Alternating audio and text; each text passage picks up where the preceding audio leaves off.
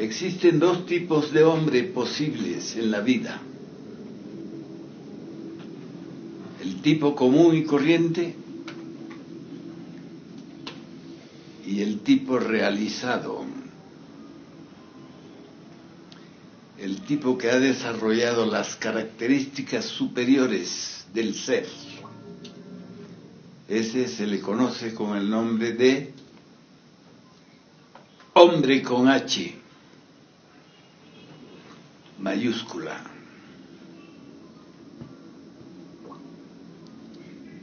Al macho común y corriente, por el solo hecho de tener el falo y los testículos, le llaman hombre.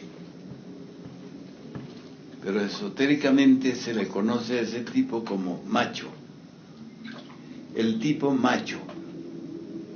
Macho como cualquier toro, como cualquier caballo, como cualquier animal. Otra cosa es el hombre que ha desarrollado las facultades superiores. Ese es el hombre verdadero. Y existe todavía un tercer tipo. Es aquel que encarna al Cristo cósmico. Ese se le conoce como el superhombre. De modo que el hombre máquina, hombre despierto y superhombre. El superhombre encarna al Cristo después de haber desarrollado completamente todas sus facultades, después de haber fabricado sus cuerpos existenciales superiores. Ya saben ustedes que los cuerpos superiores nacen de la misma energía que nace el cuerpo físico.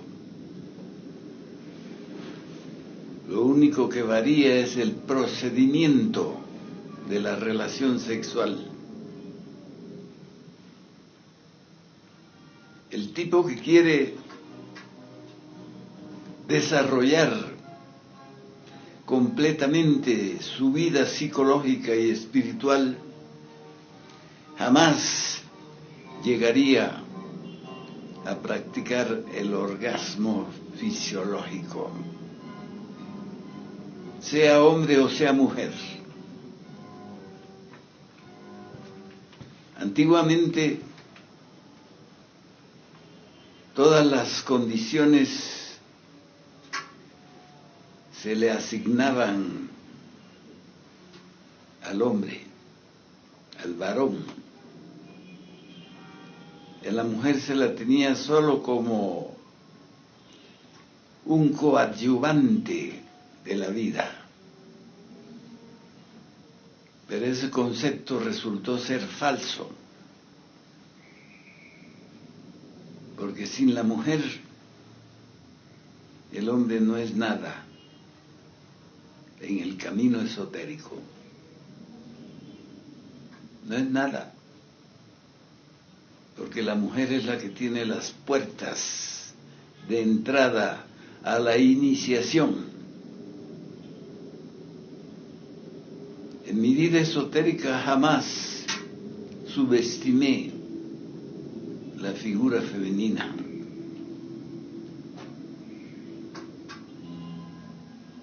Porque en ella están los elementos básicos de la transformación interna del hombre. ¿Cómo estás?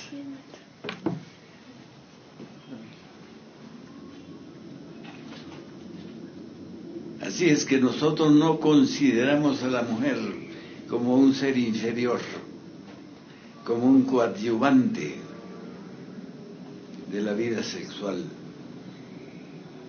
Consideramos que es el motivo principal para lograr el segundo nacimiento.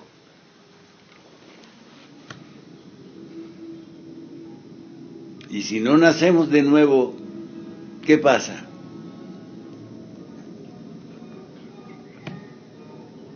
Díganlo. No tengan temor. ¿Qué pasa si no nacemos de nuevo? No entramos al reino. Estamos superior. Así dijo Jesucristo, el gran resucitado. Si no naces de agua y de espíritu, es decir, de conocimiento y de energía sexual, no entrarás al reino de los cielos.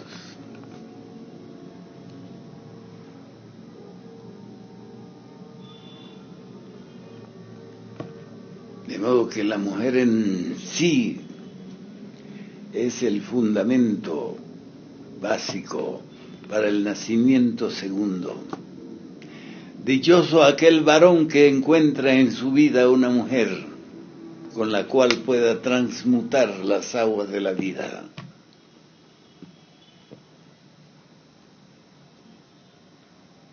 Porque es muy difícil encontrar a una mujer que quiera prestarse, que quiera poner su naturaleza femenina para que el hombre ascienda a los cielos. Sin embargo, no podemos negar la existencia de las mujeres divinas. En la antigüedad se les conocía como las prostitutas sagradas y estaban en los templos de misterio para conducir a aquellos que querían autorrealizarse. Así pues que antiguamente en todos los templos de misterio había las sacerdotisas dispuestas a auxiliar sexualmente a aquellos varones que quisieran alcanzar el reino de los cielos. Es necesario tener el conocimiento de estas cuestiones esotéricas para poder darle a la vida femenina el sentido y el valor que tienen.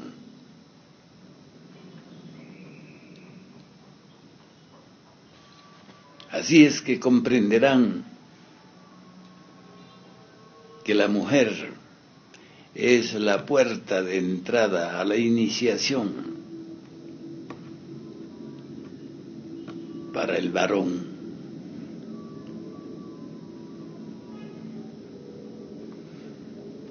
Desde el amanecer de la vida, la mujer ha tenido el poder de manejar su vagina, sus impulsos sexuales. Por eso a la mujer primitiva, la mujer del comienzo de la vida, tenía el poder de no sufrir en el parto.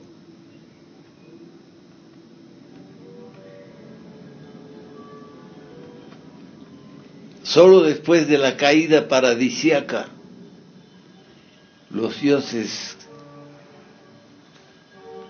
pusieron en la mujer el estigma del dolor del parto.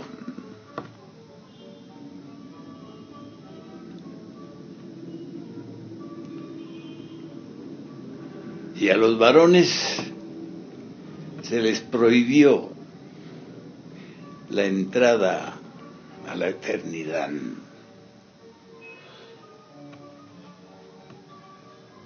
Los guardianes del misterio expulsaron a los fornicarios del paraíso terrenal.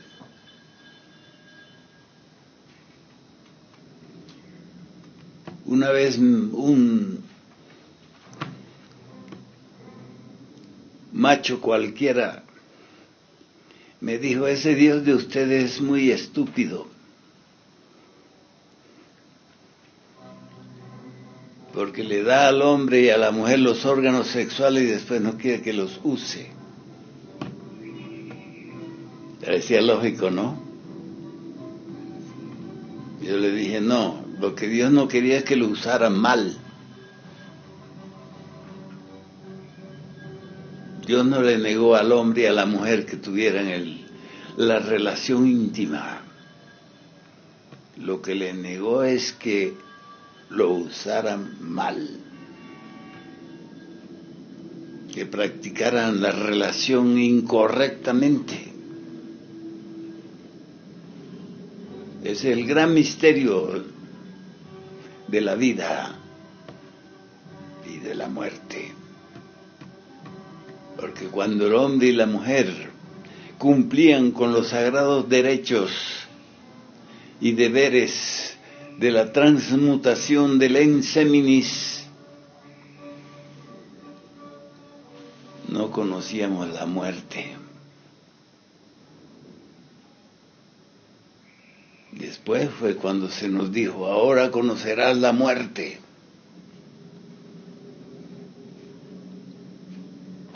De modo que si los seres humanos supieran qué es lo que perdieron,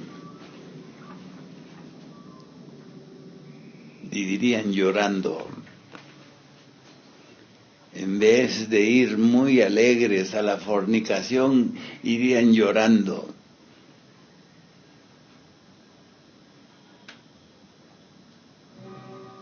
De modo que es necesario que el varón comprenda el papel de la mujer en su vida iniciática. Perciban que sin la mujer estamos perdidos.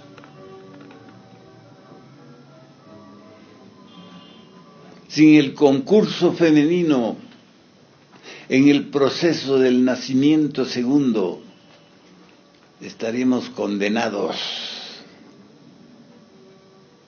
a no poder ascender nunca al reino de los cielos. De modo que esas palabras de Jesucristo, si no naces de nuevo, si no naces de agua y de espíritu, no conocerás el reino de los cielos. Son una tremenda realidad cuando entramos por el camino secreto de la revolución de la conciencia.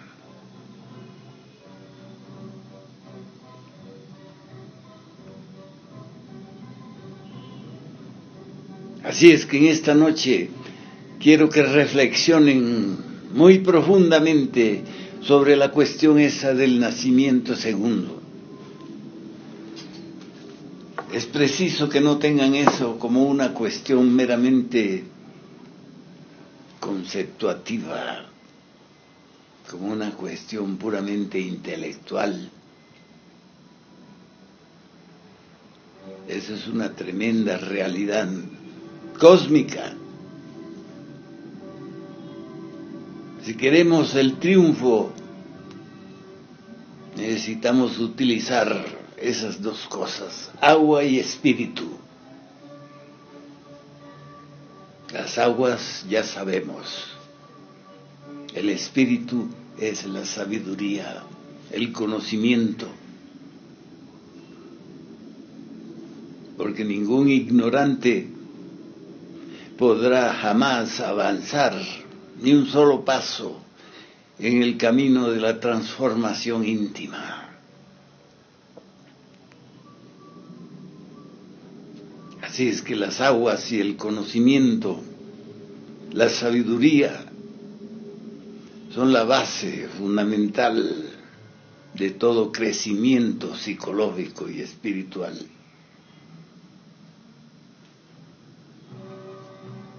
Así es que este es un camino de ciencia, de rebeldía,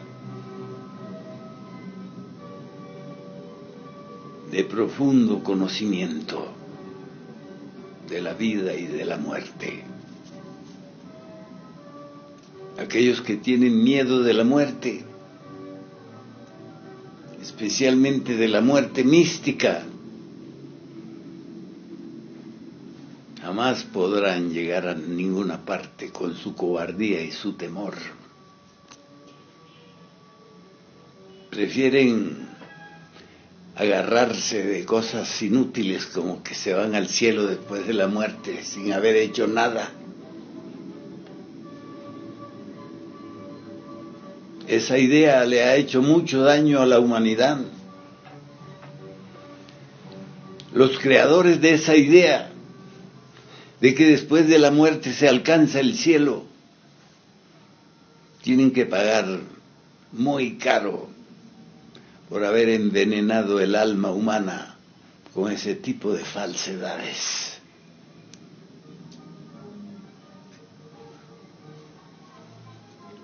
Otra falsedad muy grande es aquella de que Jesucristo tomó la culpa de todos los seres humanos sobre sí mismo para que todos quedaran libres de pecado. Eso es falso. Jamás el gran maestro habló sobre eso.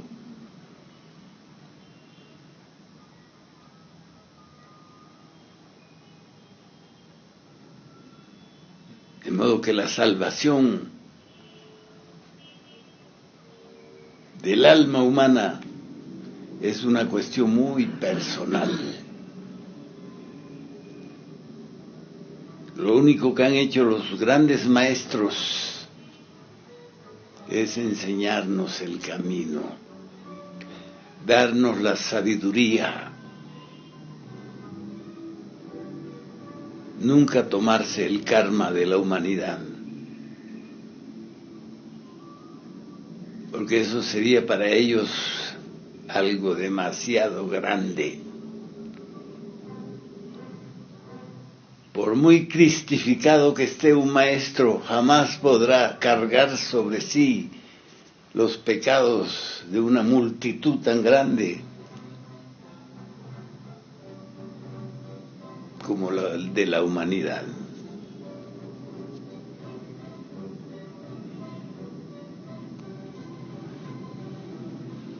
Así pues que es necesario volvernos muy sabios, estudiar la sabiduría con el alma y la mente abiertas, sin estar oponiendo conceptos ni opiniones subjetivos a la gran realidad.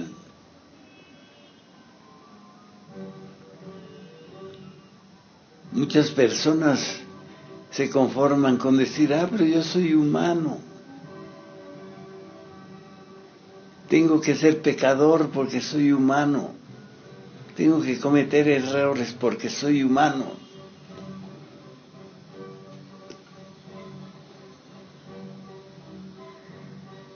Nosotros nos aferramos plenamente a la idea de que errar es humano, pero es de necios vivir eternamente en el error.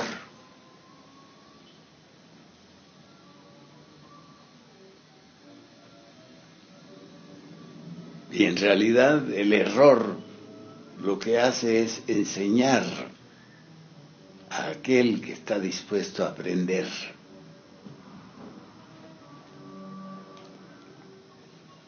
El que no está dispuesto a aprender comete siempre los mismos errores, recurrentemente. Muere y nace y vuelve a lo mismo. Como dicen los mexicanos, vuelve la burra al trigo.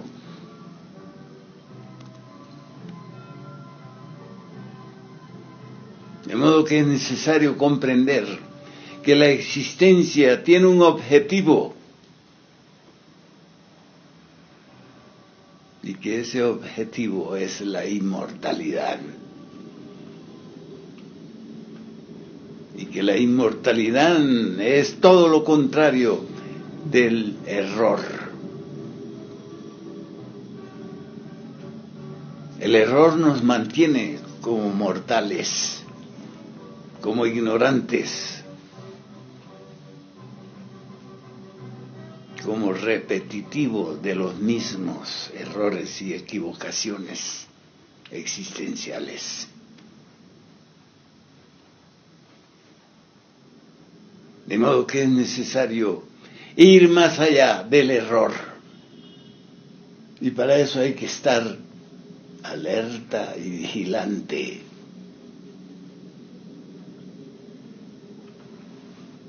Porque durmiendo no podemos nunca salir de los errores.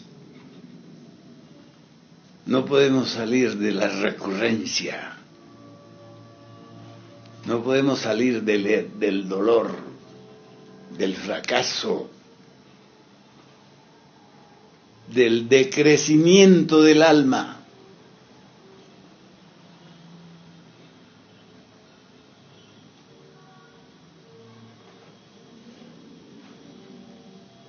El crecimiento es un proceso indispensable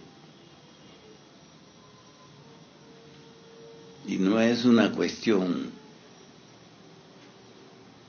de mera conceptuación, es un proceso de hechos.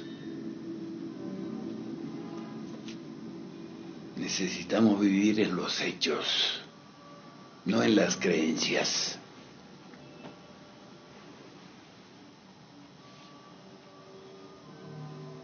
Así es como nos transformamos, así es como dejamos atrás todas las manchas, todos los delitos, todos los pecados. Cuando entramos por el camino de la rebeldía se nos dice: alegraos, vuestros errores están perdonados, el poder supremo está con vosotros. ¿Qué es el poder supremo?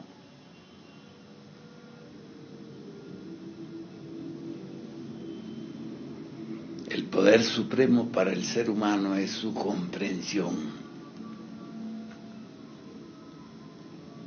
Cuando comprendemos nuestros errores, nuestros defectos, nuestros delitos, podemos eliminarlos. Todo lo contrario de la comprensión es la justificación. El creer que siempre tenemos la razón, eso es absurdo, inútil. No nos permite crecer el creer que tenemos razón.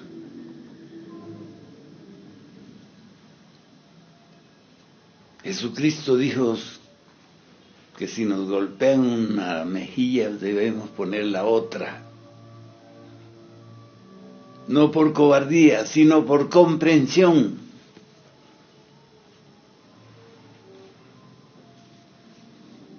Porque es mejor poner la otra mejilla que agarrarnos a golpes con alguien, ¿no es cierto?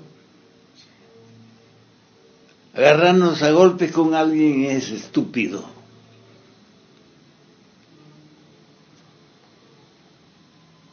Y para la inteligencia del ser humano, agarrarse a golpes con alguien es estúpido, ridículo, torpe, animalesco. Por eso el gran maestro dijo de esa manera: si te golpean una mejilla, pon la otra.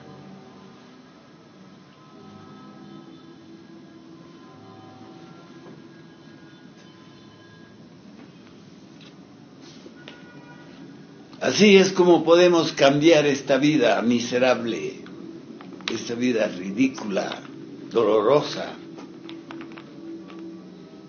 llena de tantas angustias, preocupaciones, temores, ansiedades.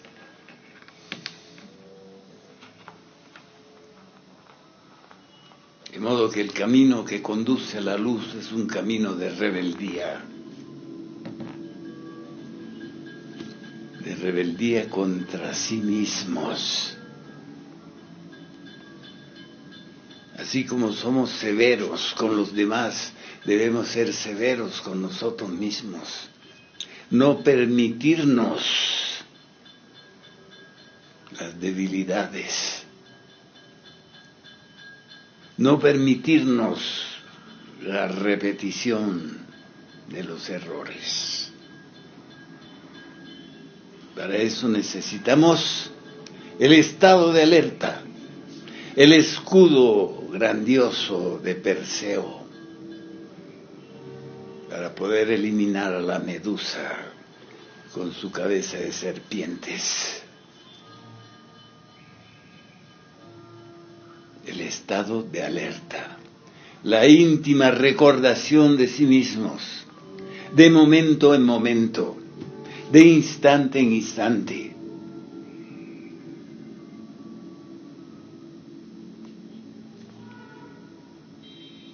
Porque en el momento en que dejamos nuestro estado de alerta, nos convertimos en sonámbulos.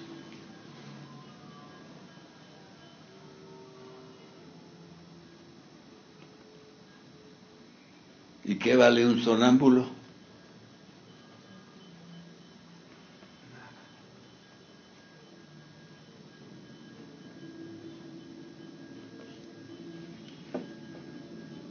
Podemos conversar.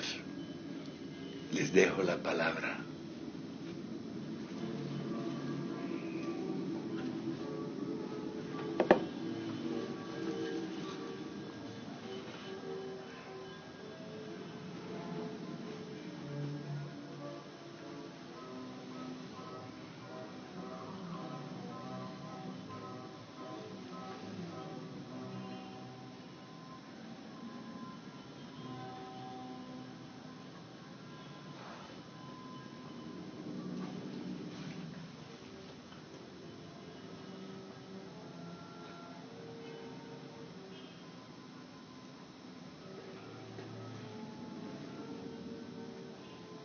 Maestro, al principio de la conferencia nos hablaba de 3 clases de hombres, maestro. Alguna vez leí del hierofante, maestro. ¿En qué lugar queda el hierofante? El superhombre. El hierofante es el superhombre del cual habló Zaratustra.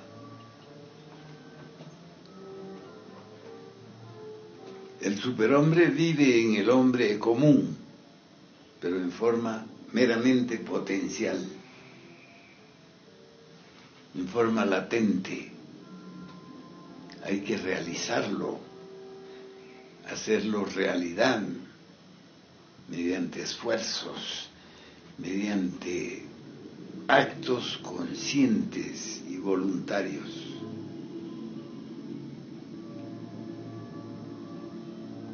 ¿Cómo es un acto consciente y voluntario? Que si te vas a agarrar una rabieta con alguien, digas, no me da la gana. ¿Por qué voy a pelearme con este o con aquel? ¿Por qué voy a tener celos de mi mujer? Si ella es un ser libre. Si es que quiere irse, pues que se vaya.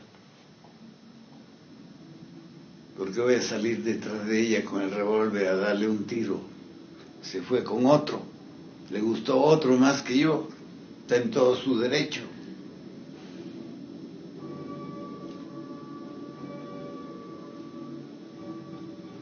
¿No es verdad?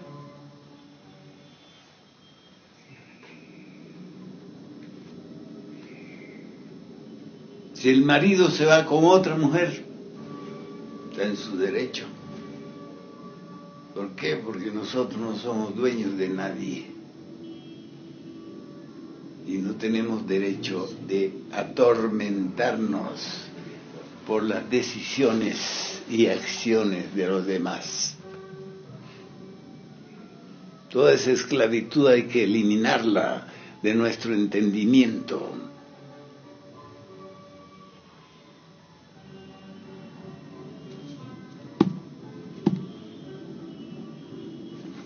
Maestro, ¿y en qué queda cuando en la iglesia dicen hasta que la muerte los separe en las buenas y en las malas, o en los gnósticos? ¿Cómo queda? ¿Igual vale eso? Ese tipo de cosas vale para gente despierta. ¿Cómo le vamos a decir a un dormido hasta que la muerte lo separe? Si el dormido puede estar soñando ahora con una cosa y de aquí a 5 minutos ya está soñando con otra cosa opuesta. De modo que eso de tomarle juramento a los dormidos es un grave error. Se le debería decir, te estás casando, pero estás casándote en sueños. No se sabe si tu sueño va a durar hasta la muerte, ¿verdad? Esa es la realidad. De modo que eso de estar creyendo que la gente va a cumplir con cosas que ni las entiende es absurdo. Lo que hay que enseñarle a la gente es que despierten, que se vuelvan conscientes.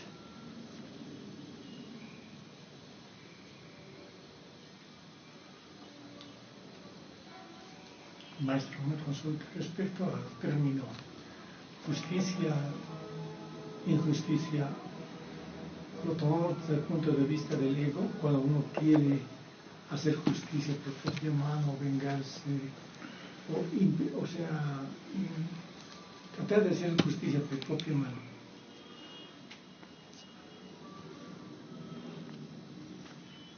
Desde el punto de vista de la realidad, le llamamos justicia a aquello que nos conviene y le llamamos injusticia a lo que no nos conviene.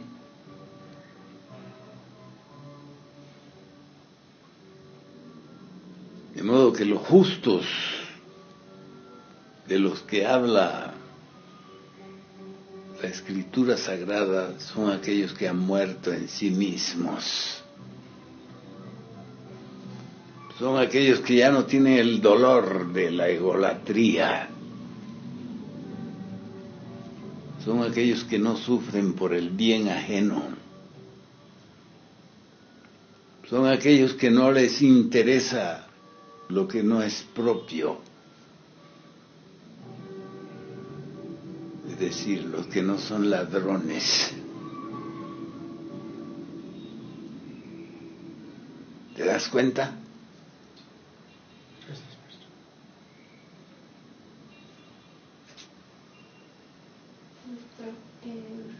Una vez dijo que para que dos personas, una pareja, pueda crecer juntas y encontrarse, deberían estar trabajando antes de conocerse para poder seguir el camino.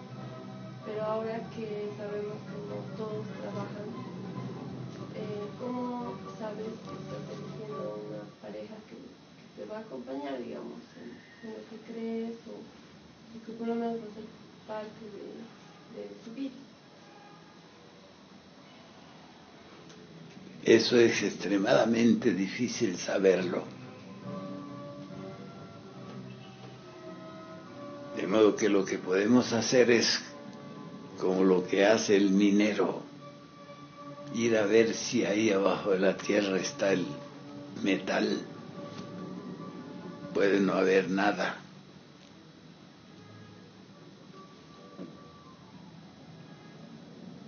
Así es que a eso estamos enfrentados. Y no nos debe dar miedo de equivocarnos o de fracasar. De ninguna manera debemos tener miedo de fracasar en algún intento. En lo que nunca debemos fracasar es en nuestro propósito de cambiar nuestro nivel de ser. Y eso sí depende muy de nosotros. ¿Verdad?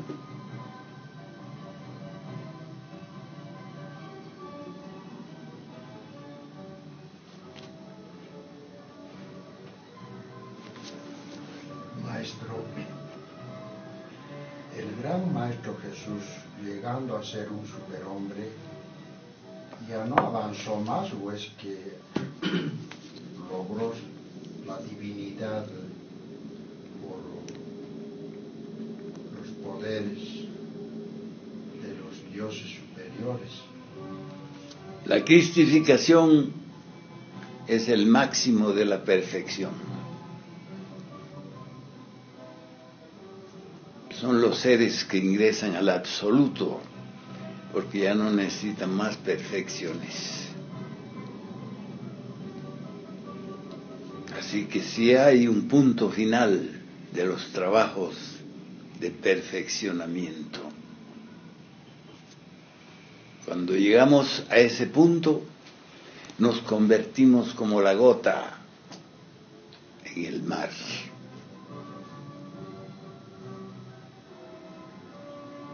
Somos la gota y somos el mar al mismo tiempo.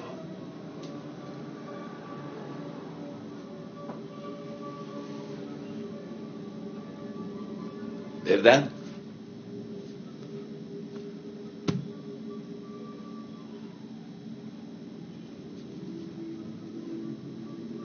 Gracias por escucharme.